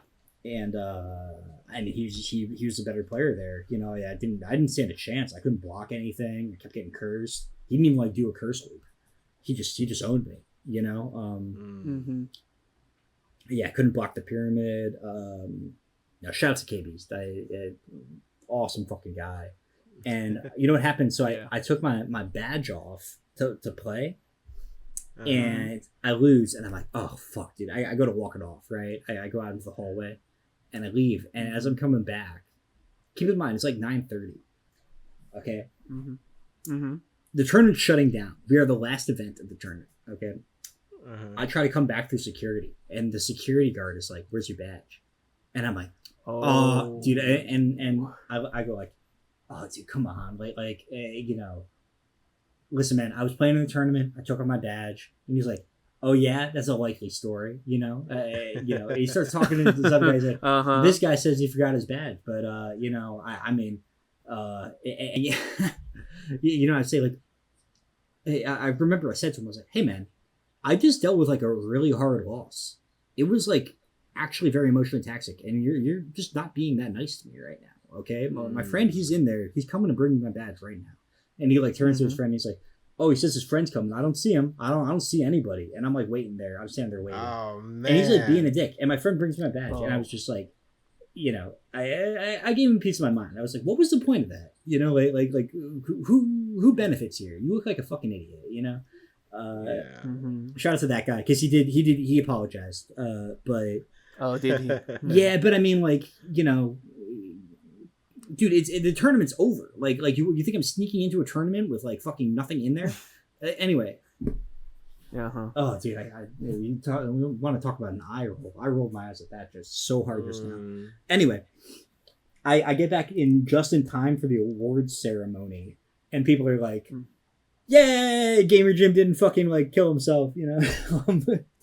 No, I remember that because they were doing the award ceremony and you were nowhere to be seen. Yeah, because that dickhead. Now we know the backstory to where you went. Oh man. Yeah. I try to be very moderate in terms of I don't get angry at a lot of things. I was really unhappy with that guy. All right. On to Texas Showdown.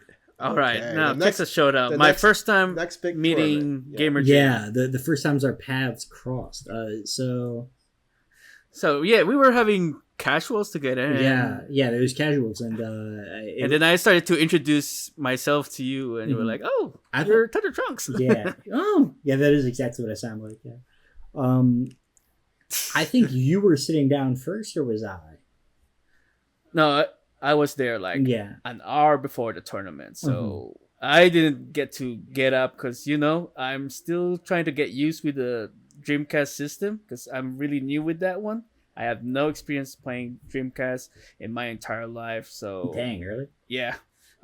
So I was still trying to get used with the slowdown thing, you know? Yeah, Dreamcast slowdown's a huge factor. Yeah, so, absolutely. Well, so I was saying, who is like playing on the setup first? Was it me or you? Because I think I was. It was me. It was you. Okay, yeah, and I sat down and played, and I think I played Storm Sentinel Psylocke. Yeah, you did use Sentinel. Yeah. And then after that, you started to use your main team, like MSP. Because I was sandbagging. I was like, I gotta hide the good stuff. And then I was like, wait a minute. I got bodied. What's going on? Well, not really bodied, but yeah. Were you using Mega Man on Jim? I'm not too sure if I was using Mega Man or Magneto. I think it was MSS. Oh, okay. Yeah, and maybe it's in the past. I completely forgot about it. Yeah, same. It was casuals, right? But yeah, we're just warming up. Yeah. It was a lot of people were trying to get warm-ups in at that time, so I tried to like just kind of move around and figure out where I could get games, but it was we ended up playing like 2 or 3 like best of 3s, and I think you won. Yeah, best of 3. I think you won all of them, but they were close, at least as far as I can remember. Maybe they were, maybe they weren't. Maybe yeah. And that tournament was really fun. That's my main.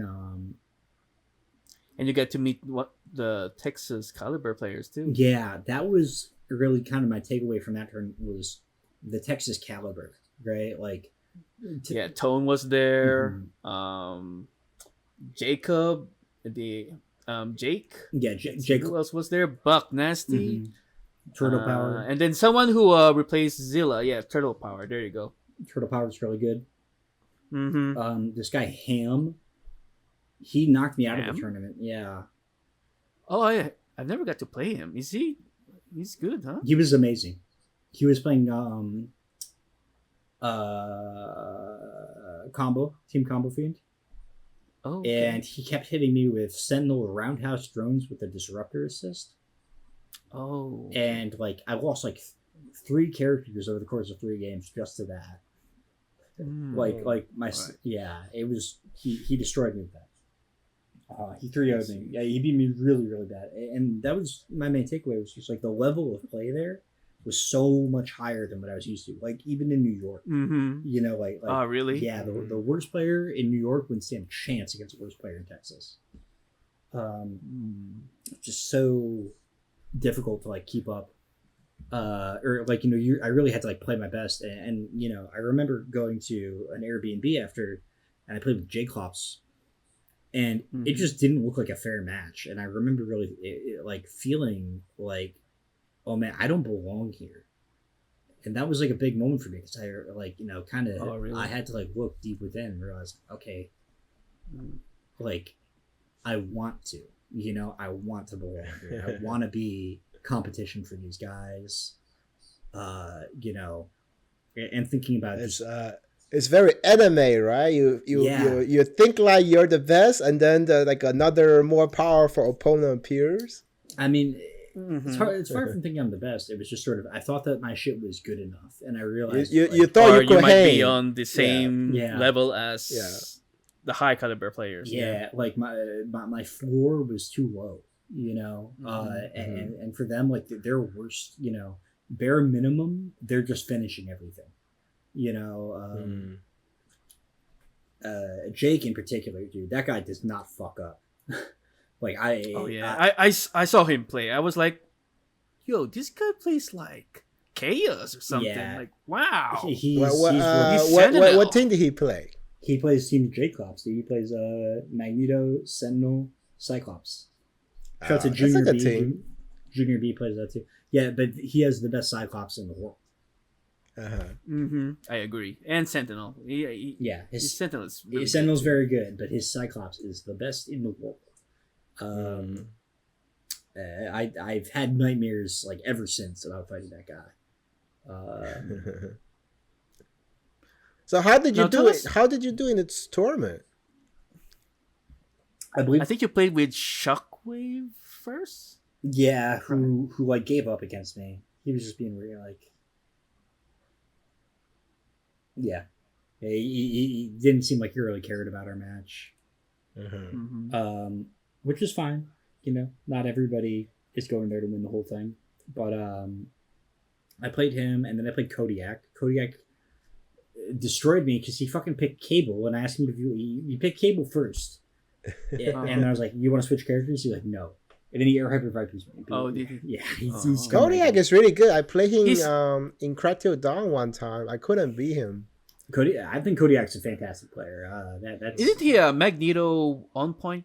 Yeah, exactly. Yeah, that's what I'm saying. Yeah. But that's interesting. No, it's because I talked to him earlier, and I told him I have trouble against Cable, so he picked Cable, and then he didn't switch glitch. That's why. Sometimes we gotta shut our mouths, you know. Yeah, they're gonna ask you like, who you're having trouble with.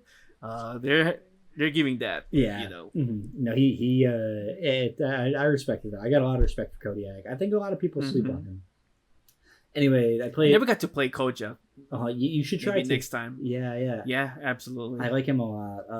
I played Wiko in Losers, and I 3-0'd him. Wiko's really good though. Definitely, it should be on like your up and comer list for 2025. And then I played that Ham guy, and Ham's Arcade. Yes, exactly, that guy. And he destroyed me, man. I couldn't believe how bad I lost. What's his team? It was Combo Fiend. Oh yeah, okay, Combo Fiend, yeah. was incredible. Just how badly he owned me. What did he do? Did he like just infinite or no? He did. I said he did the drones with roundhouse drones with repulsor blast. Yeah, repulsor blast. Yeah, that hurts. That hurts. Couldn't do anything about it. Yeah. Okay. I played Tone in a 1st to 10. Oh, you guys played 1st to 10? Yeah. When was this? We played at the Airbnb after. Oh, the Airbnb. Man, I didn't get to come to the Airbnb. Tone's been asking me to come. He said he wants to have a 1st to 10 with me. He doesn't mind if we're just gonna play like casuals, no money involved. But unfortunately, I've already committed to my wife. Oh. So, I have date night with her after the event. See? Well, so as long as you're in Texas, you should definitely try to play him. Oh yeah, absolutely. It's just a 3-hour drive to Dallas from Austin. Only 3 hours. Yeah. Not bad. It's pretty bad.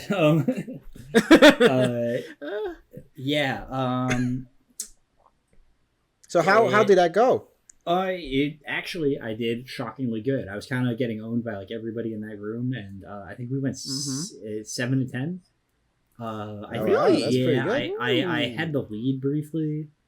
That's cool. But he's amazing, so it went. Got to download you. Yeah, exactly. I mean, I figured he would get there sooner or later, but well, it's Tone. Yeah, exactly. I was pretty happy with that.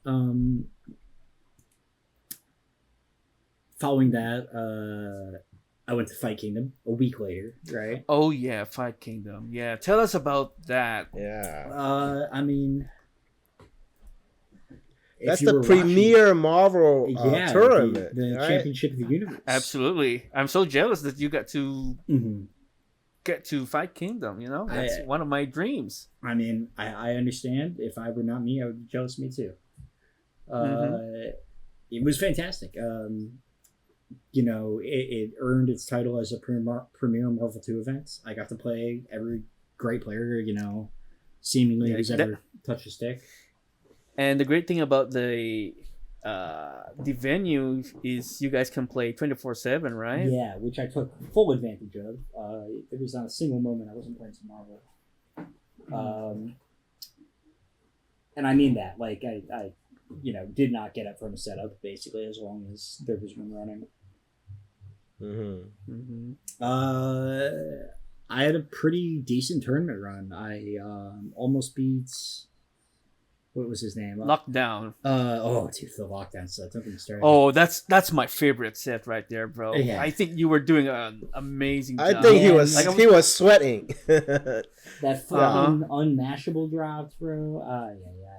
No. Hey, I'm not gonna lie to you. I'm actually a Locdown fan, but seeing you playing him, I was like, I don't know who to root for, because both of these guys are. So I look after. I was actually saying, I played Spice Diamond in my set prior, and I was Spice Diamond. Yeah. I was really close to beating him. Oh. It was a similar story. It was I took game 1, and then he came back. But Lockdown, I mean, I didn't expect it to go so close. It's just it went to that final little bit, and I did that unmashable on Doom, and Doom he fell like clean through it. I get mad just thinking about it.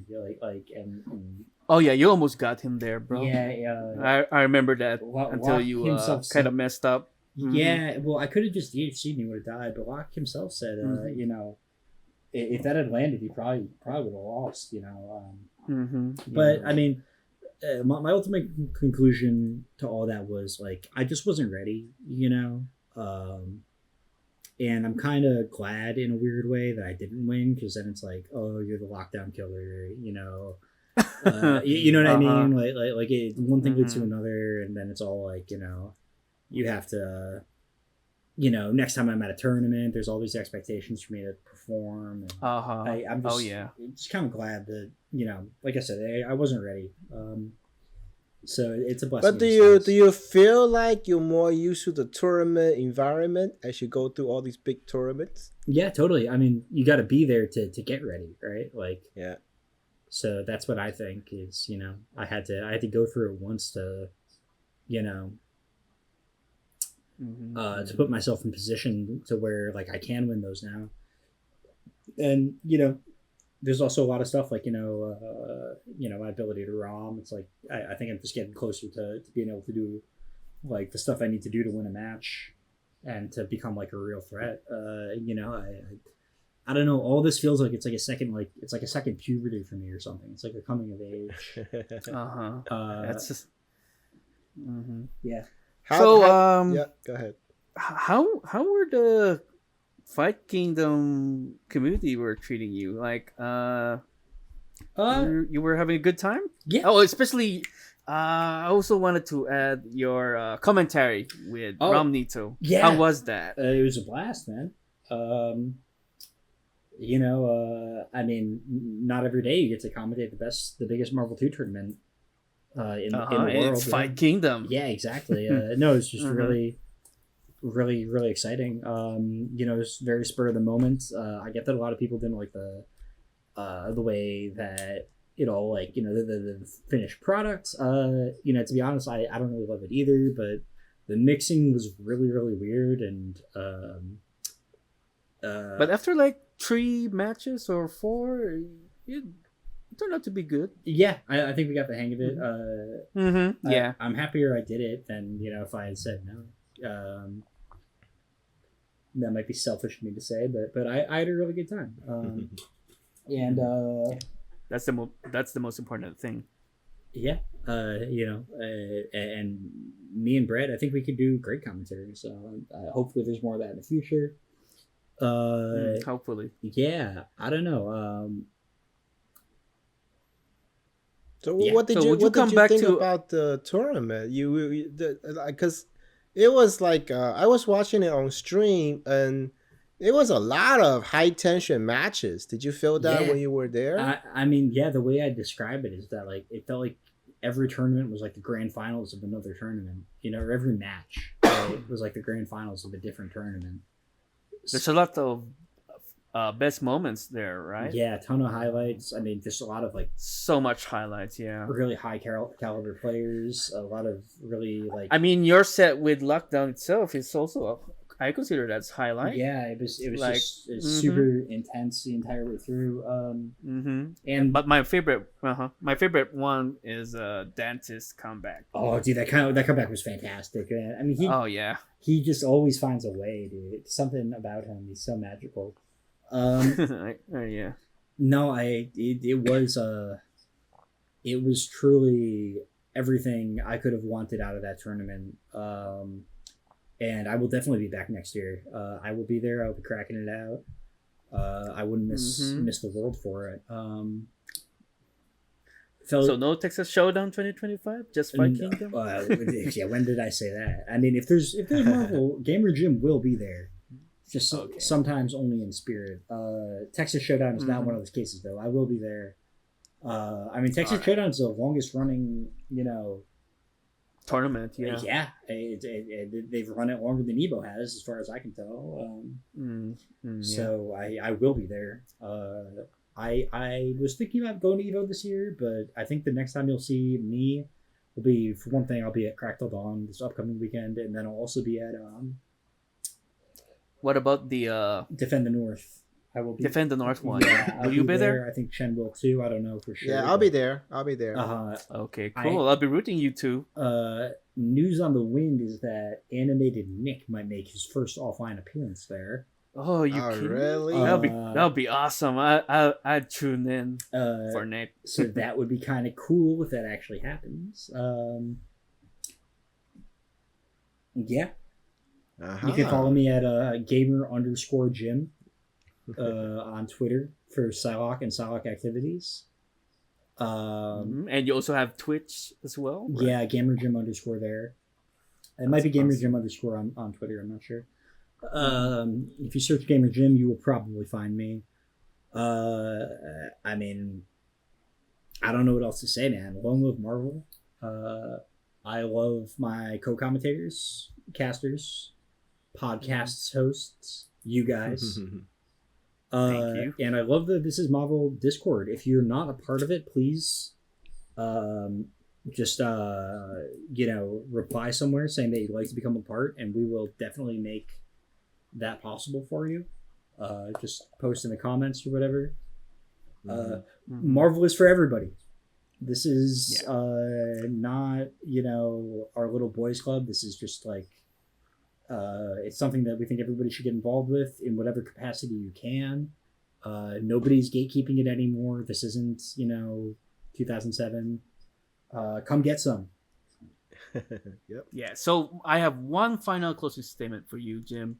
Do you have any words of advice to the people who are interested in learning the game or wanted to, return to this game? Yeah, believe in something. Mm-hmm. I don't care what it is. Stay true to yourself. I mean, what else can I say, bro? You do unto others, right? Grind it out. To you. Yeah, and don't recognize that like losing is part of the process, right? Like losing is part of the process, and it's by design. Like you need to take L's to get to where you're going. Yep, I fully agree on that. People have been playing Marvel since the beginning of fucking time, right? Like these guys are so good, and you just gotta honor that. You gotta have respect for how good people are at this game and appreciate it. It's a good thing, Yeah, that's what I would say. Even if you're let's say you get a chance to play with like Duck Vader or Chaos, go for it. Yeah, don't get nervous or exactly get discouraged. Like, oh, I don't think I could beat him. No, just get in there, play him, and get the experience. You know what I say is play and learn from it. Play your game. Yeah, you gotta play your game. Do what you know. Don't deviate from the game plan. Just test how good your game plan is. They're gonna they're gonna look at it. They're gonna try to figure out what the flaws are, and they're gonna show you what those flaws are. And then you just gotta be humble and learn from it. Oh yeah, absolutely. So this is the end of our third episode of podcast. Jim, thank you so much for coming in. Woo! And you're now part of the Mega Buster. Oh, I'm a Mega Buster. You've been initiated. Yeah, I love it here. Right. We'll be getting more guests on the following month, guys. Yes, so sir. Looking forward for the next one. All right, I gotta go pee. GamerJim signing off. We'll catch you next time. Let's go. All right, have a good one, guys. And this is your boy Thunder Trunks and DC1. All right, thank you. See you next time. All right, bye.